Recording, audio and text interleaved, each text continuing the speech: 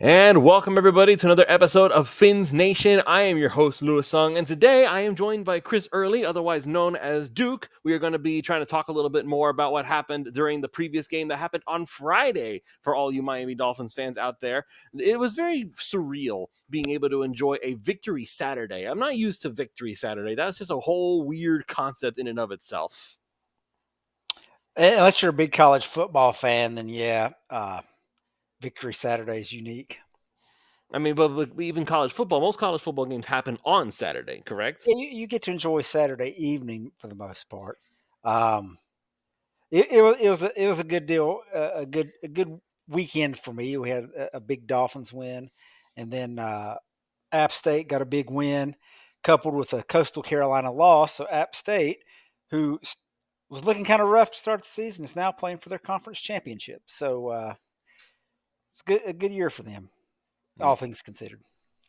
All right. So we're going to get into everything that happened against the New York Jets. We'll talk about any concerns we may have. Basically everything we were trying to talk about during post game, but we couldn't. I don't know. Weird internet connections, snafus happen, but we'll get past that. And we also have some actual AFC overall news we can talk about as well. And I'd like to see if we can throw that in there as well. But before we get into all that, just want to go ahead and mention, as always, this show is brought to you by our good friends over at PrizePicks.com. PrizePicks.com is the revolutionary fantasy platform where you can now pick up to 6 different players across professional sports leagues, whether that is the NFL, the NBA, the MLB, one of each. It's up to you to decide. Just choose whether your chosen player will get more or less than their projected stat. They give you free squares, special Taco Tuesday promos, Flex Friday specials where you can get your money back if you lose, or multiply the amount of money you can normally win. So with offers like that, it's hard to justify not signing up if you are any kind of a fantasy sports fan. So use the promo code 5, that's FIVE, and they will match up to $100 on your initial deposit when you sign up. Get the promo code 5, FIVE, go to prizepicks.com, deposit your $100, and let PrizePicks give you $100 of their dollars for you to play with and get started winning today. And this show is now also affiliate sponsored by My Nintendo Store. Let's face it, folks, we're all gamers at heart, and Nintendo's been there for us for nearly 50 years, creating all-time classics that are remembered by every generation growing up. And right now, they have special deals going on for what are sure to be more top-selling games in Nintendo's endlessly long lineup. For instance, Super Mario RPG, a classic from the days of the Nintendo 64, has been completely remastered from the ground up and has been released as of November 17th for new audiences to enjoy Mario's first ever RPG adventure. It is now one of the highest selling games right now in Nintendo's lineup, even beating out the next game that I'm about to mention, Super Mario Bros. Wonder, which is the Mario Bros. Latest completely new game that is already receiving rave reviews from both critics and actual gamers alike. You know how hard it is to get those two groups to agree. So if they both like it, there must be something good there. So all you have to do to get in on these deals is click on the links in the description below to order either of these awesome titles. And by doing so, you will also be receiving bonus items upon making your purchase. So go on there, click the links in the description below when you make your order. My Nintendo Store, your best and quickest gateway to the world of Nintendo. All right, Duke. So first we'll get into the Dolphins and the Jets and everything that happened there. So you and I both basically said that we were going to get a lot out of Raheem Mostert, and we ultimately did. Like a very tail end there, we finally got a little bit more out of Raheem Mostert. He ran for, I believe it was 2 rushing touchdowns that game, and so he now is this close. All he needs is a few more, and he's going to tie Ricky Williams for the franchise record of rushing touchdowns in a season. That to me is mind-boggling because it really makes you question, can we say maybe, just possibly, that Raheem Mostert deserves to be in there in that top discussion of Dolphins running backs in team history at this point? Definitely in terms of the season that he had, which he's having, which is not bad for a guy who most people wanted to replace with every running back that was potentially available. Josh Jacobs, Saquon Barkley, Jonathan Dalvin Taylor, Cook. We can't forget Dalvin, Dalvin Cook. Dalvin Cook, who rushed for 1 carry for 2 yards this past weekend. He So made a couple catch. He caught a couple yeah, passes. I guess you can that, say that was that. some garbage time stuff. Uh, even my boy Derrick Henry, who different kind of running back, and I can understand why the Dolphins would kick the tires on these guys. And to be fair toward Raheem Mostert, he's only had one season where he's been completely healthy, and that was last season. So he's had a phenomenal season. And breaking or getting close to Ricky Williams' single season touchdown record is a big deal. He's already got 15 or 16 total touchdowns. I think he's got 3 receiving touchdowns, if I'm not mistaken. But he is the 13 rushing touchdowns is just unbelievable. Just an amazing season for him, and I hope he keeps it going. And he's got what? We've got what? 6 games to go, so he can Yeah, probably we got squeeze 6 in more games 4 or to 5 go. more to go. Yeah, I'm just trying to Yeah, pull up and the he's actual getting the job numbers done. here on the okay, let's yeah, there's no doubt in my mind that Raheem Mostert deserves everything that he's been getting so far. So right now he is in 4th place in Dolphins franchise history for rushing touchdowns. He is right there with Lamar Smith, who is in 3rd place. He had it in the year 2000. He had 14 touchdowns. Kareem Abdul-Jabbar in 1997 with 15 rushing touchdowns, and of course the man himself, Ricky Williams, in 2002 with 16. Now, just to be fair, Ricky Williams almost ran for 2,000 yards in 2002. So there's no way that Raheem Mostert is going to get anywhere near that number at this point. But the way that he's going, he could easily hit the 1,000-yard rushing mark without even blinking twice. And if I'm going to go ahead and I'm just going to look this up really quickly here. So the Dolphins have only had 14,000-yard rushing players in a single season. So I'm going to go read you down the list here. Number 14 is Mercury Morris with 1,000 exactly in 1972. Larry Zonka got it in 1973 with 1,003 yards rushing. Ronnie Brown got it in 2006 with 1,008.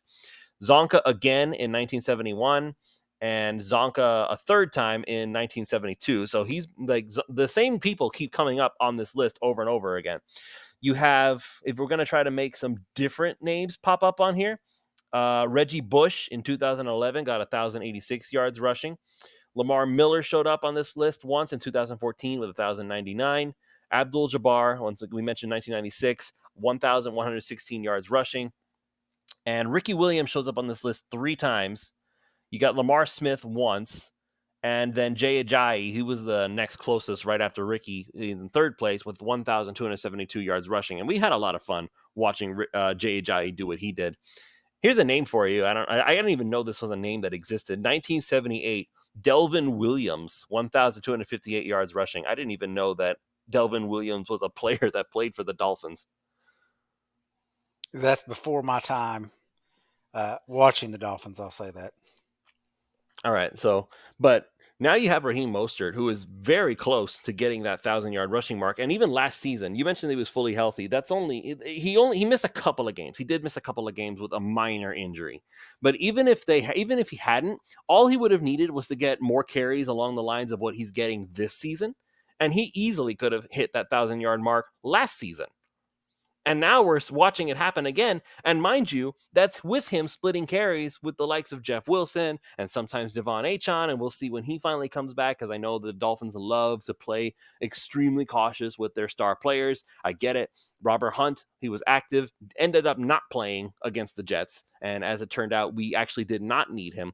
It's actually interesting how we both thought that if there was ever a game where you wanted Robert Hunt to be healthy and active, it was this game. And he showed up active, and we assumed he was going to play, and then he didn't play, and we ended up beating them. We didn't need Robert Hunt. That's the crazy thing. We did not need Robert Hunt to stop the Jets in the trenches. And this is after we had heard about how these Jets are this And so, phenomenal, unstoppable defense, and we still didn't need Robert Hunt. yeah, and at one point in the game, you had an offensive line left to right of Kendall Lamb, Lester Cotton, Connor Williams, Liam Eichenberg, and Keon Smith, who is the 3rd string tackle. And even with And those mind you, guys in the sorry, game, not to cut you off, Duke, but we need to note Keon Smith actually came in at left tackle at first instead of Kendall Lamb, because Kendall Lamb was dealing with a tight back or whatever the heck it was. And then when Austin Jackson got ejected, Kendall Lamb had to come in anyway to play left tackle, and Keon Smith had to go to the right. So add that to it, the it, list. and uh, those guys came in later in the game, so it wasn't the whole game. But you had Lester Cotton and Liam Eichenberg as your starting guards. And with all the potential changes and whatever else that actually happened on the offensive line, Miami rushed 37 times for 167 yards, 4.5 yards per carry, and 2 touchdowns on the ground against a Jets defense that was a little susceptible to the run. But that was good stuff. So kudos to those offensive linemen, particularly Liam Eichenberg, who is a kind of a whipping boy on the Dolphins. First, it was Austin Jackson, and he's gone out and pretty much shut everyone up. Uh, I even I said to someone, I said, I hope he gets an extension right after he got ejected, just for the fight. Like, just extend this guy. He's doing well. But Liam Eichenberg, he was a guy that you thought, oh, we watched his first action this season, major action, was against the Bills, and it did not go well. And it seems like that's the same old Liam Eichenberg. And now he's stepped up in some other uh, uh, other starts at center as well as guard. And you're not hearing his name. He's not a liability. There's not videos and stuff going around Twitter about, oh, look at Liam Eichenberg, a big liability. So is he moving forward as a guy that you can maybe start at left guard looking into next season? We'll burn that bridge when it gets there, but give him credit. I'll give him credit for at least not being a liability, like you mentioned. But I don't know. First of all, it feels like he seems more comfortable on the right. I feel like he's even said straight up, "No, I feel a lot more comfortable being on the right side than anything." So maybe he's trying to make the case for being a right guard. If that's the case, he's in trouble because he's not getting past Robert Hunt. Although I will say this: as good as Robert Hunt is, we will see what happens with him because the Dolphins have a lot of players that they need to pay and they don't have the money to do it. They really don't. Like, there's only so much you can really slush around that salary cap before it's just like, yeah, we've run out of money. Well, and I know our boy Alf has said in previous shows that the Dolphins they've got some moves that they can make, that they can sign everyone that they want to sign. The biggest issue right now is that Christian Wilkins has moved to the team lead, or tied for the team lead, at 6.5 sacks. So defensive tackles get paid for sacks, and this was looking at it through the lens of hindsight, it was, I'm going to bet on myself, and he's winning. So the Dolphins need to keep him around. There was the play last week against the Raiders where he runs like 30 yards downfield to make a tackle on a receiver, and then on the Hail Mary, not Hail Mary, as the Jets are calling it, had like a 20-yard block of Breece Hall, pancaked him. Um, look at that and compare that to the efforts you saw from the Steelers receiver on that play where he just basically didn't run a route. There was a fumble, and he just stood there and looked at it, and the Bengals picked it up and got some yardage. I think they scored that drive. So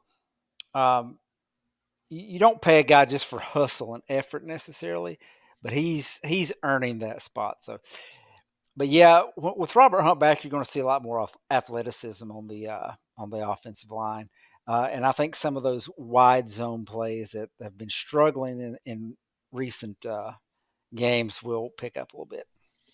But here's the thing I would like to ask you, Duke, and will probably talk about this more on Pulse on Tuesday, just to kind of get it in there. If we were looking at the Jets and saying, oh, yeah, we definitely need to be able to have Robert Hunt available for them, and we didn't need him, do we really need him for the Washington Commanders?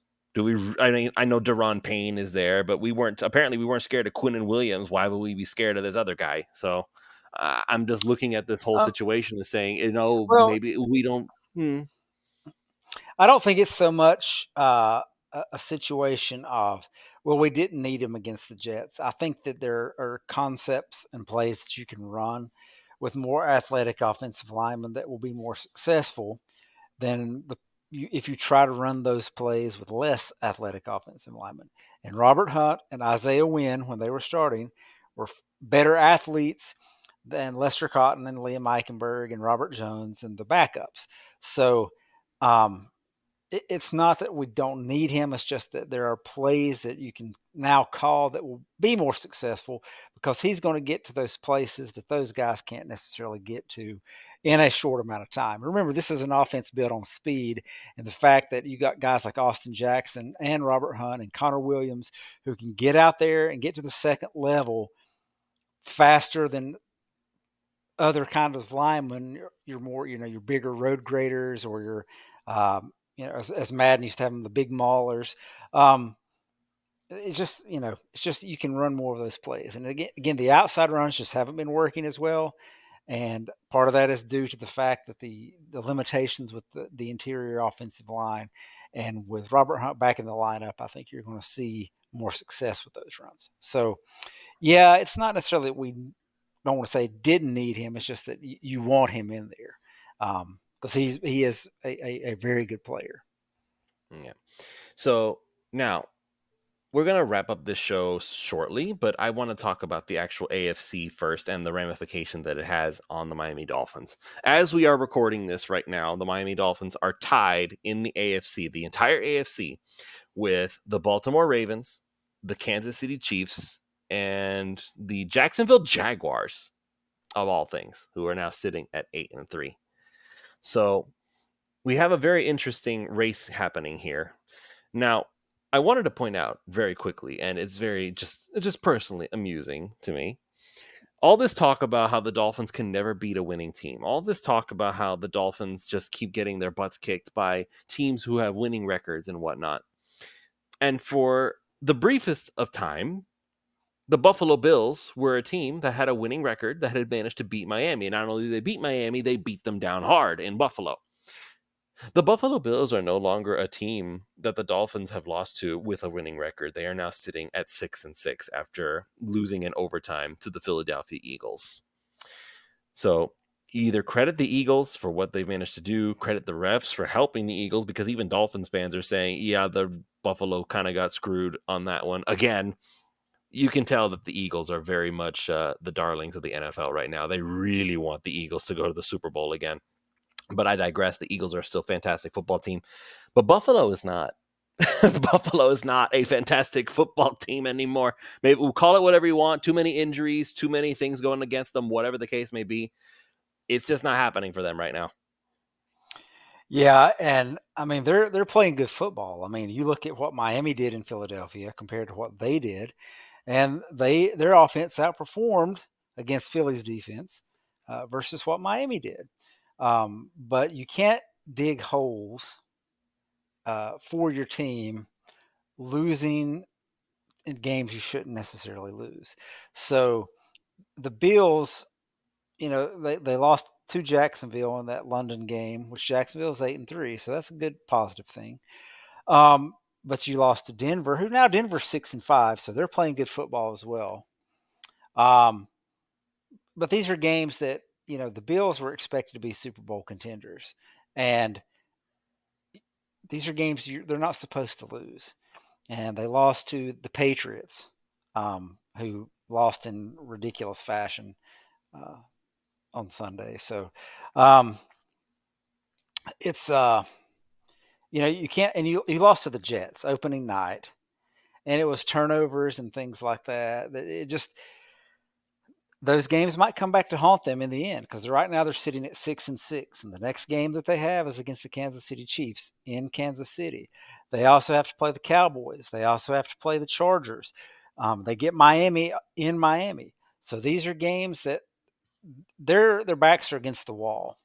And if you win games you shouldn't, if you win games you're supposed to and don't lose them, you don't put yourself in that position. Now, people will look at Miami and say, well, they haven't beaten a team with a winning record. Well, Yes, they have. Yes, well, they have. Now they they have have. now. They And have they now put 70 points on them. 70 points on them. So, people want to talk about that, but it's like, the Dolphins don't have a bad loss. All right. So they lost to the Bills. That's a division game on the road. They lost to the Eagles in their building. They lost to Kansas City, which was a road game. And these losses, they kind of shot themselves in the foot. They should have beaten Kansas City. The final points Kansas City scored was due to a Miami turnover that never should have happened. but regardless, Miami's sitting there at 8-3. They've they've pretty much. I don't think they've had really a close game all year. Maybe the first couple of games. Other than that, they've either won decisively or lost decisively. So that's what the Bills are dealing with. So now they're looking basically at a 3-game. If Miami takes care of business against Washington, and they should, um, Buffalo's 3 games out. Uh, and that's a tough hole to dig yourself out of at this stage in the season. So um, they've got some work to do if they want to have a chance to even think about the division, and at this point think about the playoffs. Because I'm looking at the standings right now. Um, the Texans are 6-5, so they're ahead of them. The Colts, they won today. They're 6-5. Um, the Broncos are 6-5. Um, uh, uh, Cleveland was already ahead of them. They're 7-4. Pittsburgh's 7-4. So, And let me I tell you mean, something. Something about Pittsburgh just doesn't scare me. I'm sorry. I don't know how they're 7-4. they said this today on the broadcast. I was watching the Red Zone channel. I love it when I can watch the Red Zone channel. Stress-free Sundays. I love it. Um, and to be quite honest, Friday was a stress-free day. I was not particularly worried about that game. But this was the first game in 58 games that the Steelers have exceeded 400 yards of offense. So, gotta love it. But yeah, I mean, so the only teams that are behind the Bills right now are the Chargers, the Raiders, the Titans, and the Bengals, the Patriots, and the Jets. So that's what five. So they're out of 16 teams in the conference, they're 10th or 11th. I'm not going to try to do math on the broadcast, but yeah, that's a tough hill to climb out of. Particularly when you have teams like the Broncos that beat them that now have a better record than them. Yeah, this is a team right now, the Buffalo Bills. It just feels like the Dolphins winning the AFC East. I already said this. I said this a couple weeks ago that the race for the AFC East is over. The Dolphins have already won it. The only thing that can derail Miami's season, and I believe this at this point, like even if the Dolphins, I God forbid, I don't want to have to say this because it feels like he's getting banged up. It feels like a little bit more every single game. But even if something happens to Tyreek Hill, the Dolphins will still be able to function as an offense because they still have Jalen Waddle. If the Mm-hmm. Dolphins lose Tua, that is literally the only thing that can stop this season from being a guaranteed AFC Eastern title. Yeah, and you can say that for most teams. I mean, if you lose your starting quarterback, the team's basically done. Um, the So the that's the Browns. the Browns, but the Browns have like a really really good defense. So they're staying in these games, but they lost. I don't know what the final score was, but they lost, I think, by a couple of scores. Yeah, they lost to Denver. Yeah, But you could say that about the Bills. You could say that about Kansas City. You could say that about Jacksonville. You could say that about any of the contending teams. If those quarterbacks go down, they're not winning anything. I mean, I don't know who the backups are for these teams. I think, Chad Henne, former Dolphin great Chad Henne, was the backup to Mahomes, and he's retired now. So I think it's Blaine Gabbert, if I remember correctly. Um, he's, if you're expecting him to lead you deep into the playoffs, you're probably in trouble.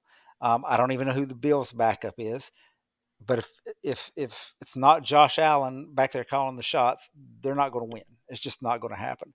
So, I mean, I like Mike White. I think he's a good backup, and I think if he was needed to win you a game or two in the regular season, he might could do it. But you know, I hate the moniker. Well, if Tua stays healthy, well, that's every quarterback, and yeah, he hasn't necessarily done it, but neither has I mean he's Joe Burrow. 11 games in. He hasn't had to come out since.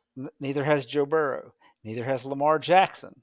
Mahomes plays through injuries, but even and Josh Allen will play through some injuries. But these guys get banged up.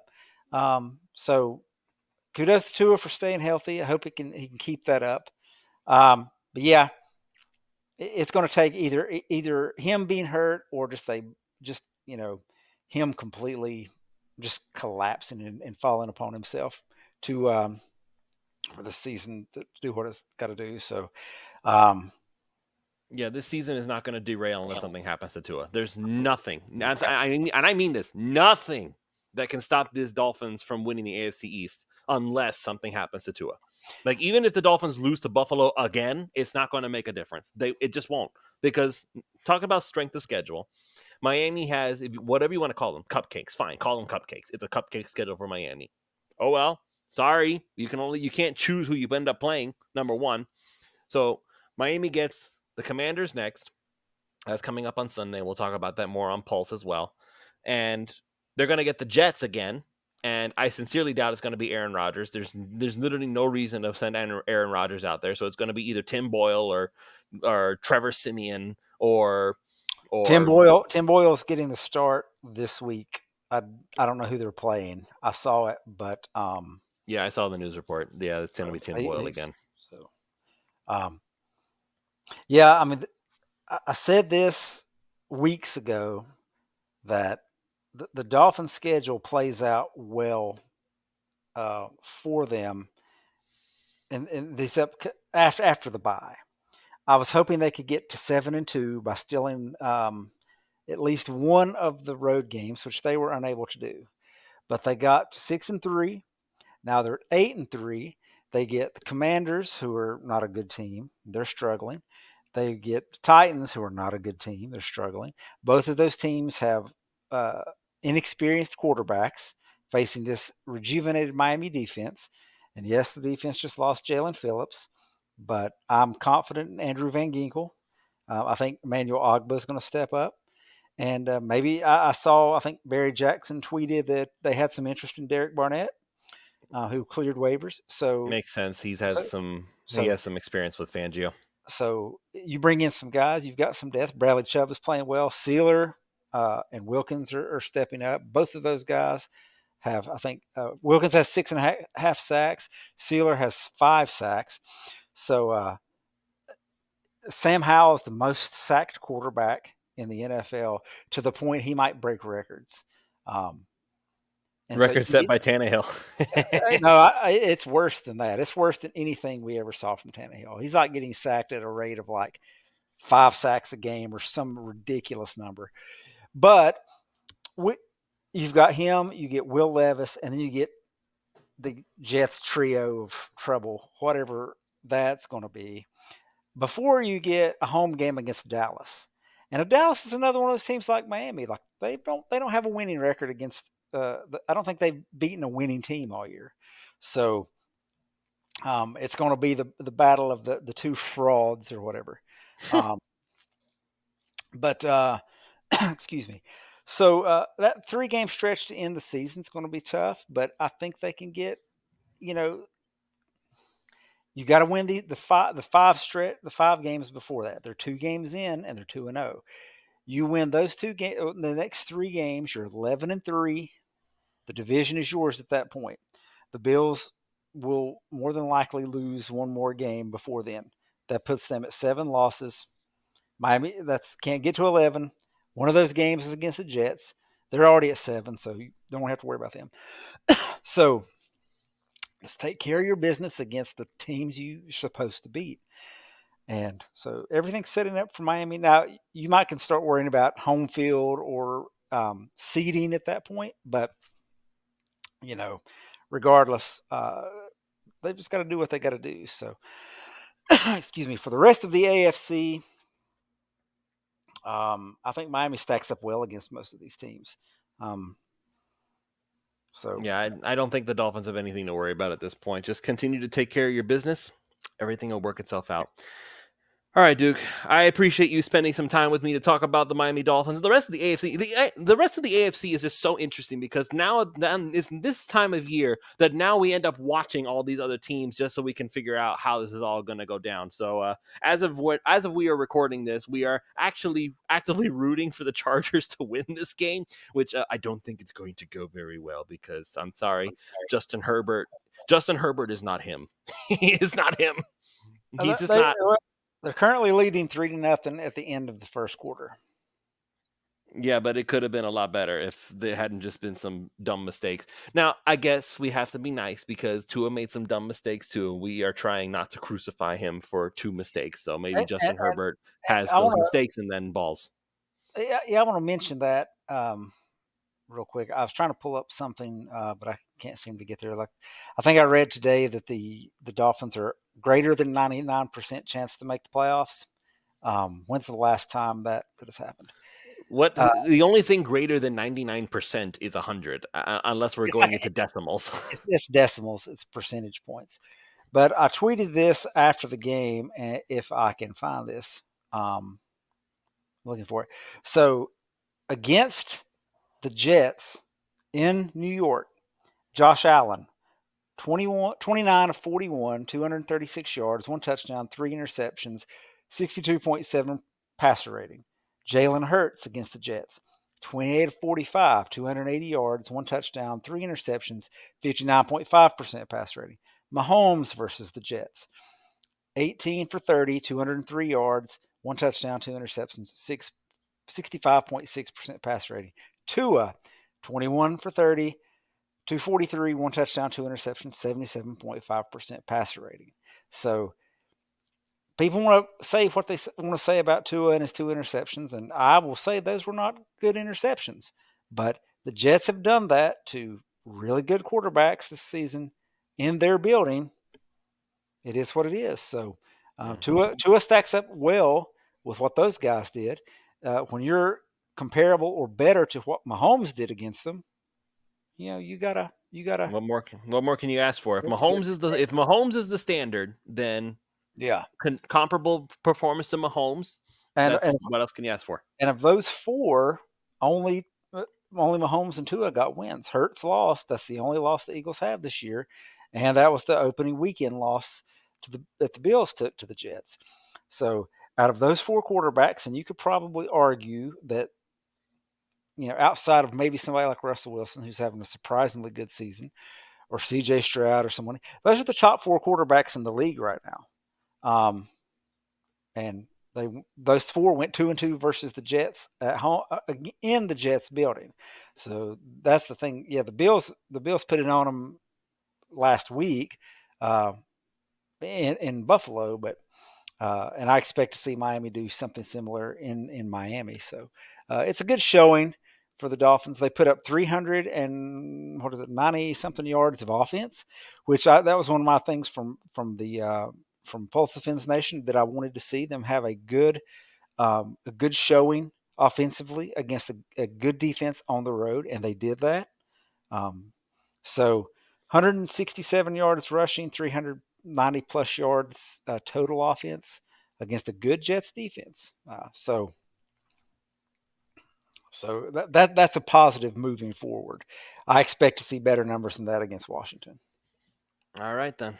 Well, we're gonna see where all this goes. Duke, once again, thank you all so much thank you for joining me. I appreciate you spending the time. And for those of you who are listening, I also want to thank you guys for joining as well. Make sure you go to PrizePicks.com, use that promo code 5. That's FIVE, and they will match up to $100 on your initial deposit when you sign up. And of course, click the links in the description below in this YouTube video to go and get your order of Super Mario RPG or Super Mario Brothers Wonder. You'll get bonus items if you make your order using the links in the description below. So make sure you're taking advantage of that. My Nintendo Store, your best and fastest way to the world of Nintendo. That's going to be it for this show. We will see you Tuesday night, 7:30 p.m. live for Pulse of Fins Nation. And then Wednesday, we will have more episodes of Fins Nation. Whole lot of Dolphins content for you to enjoy on the 5 Reasons Sports Network. We will see you all next time for more.